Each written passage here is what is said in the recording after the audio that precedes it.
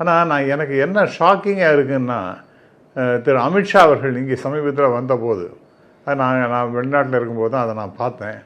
அது என்ன, இங்கே தமிழ்நாட்டில் டிஎம்கே தான் அந்த சிக்கந்தர் மலை, அந்த திருப்பரங்குன்றம் மலை இருக்கு, அதை வந்து சிக்கந்தர் மலைன்னு சொல்லிவிட்டாங்க. அவங்களுக்கு சொல்வதற்கு என்ன யோகியதை இருக்குது?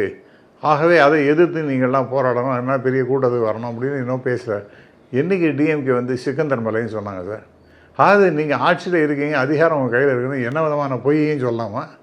ஒரு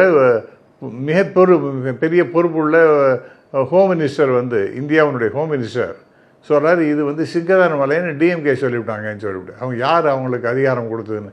எங்கேயா சொன்னாங்க சிக்கந்தர் மலைன்னு? அவங்க ஏதாவது சொன்னாங்களா?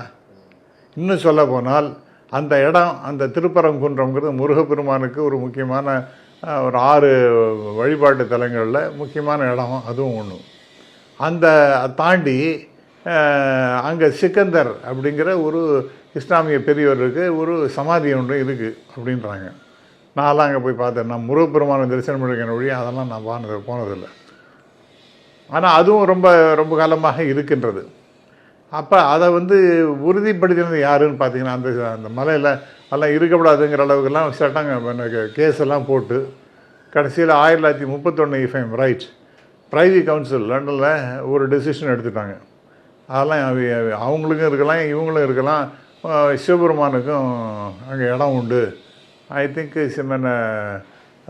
புத்தர் விகாரமோ அல்லது சமண விகாரமோ இன்னொன்று இருக்கு போல இருக்குது, அதுவும் இருக்கலாம் அப்படிங்கிற மாதிரி சொல்லியிருக்காங்க. அப்போ யார் சொன்னாங்க சிக்கந்தர் மலைன்னதுக்கு? யார் சொன்னாங்க?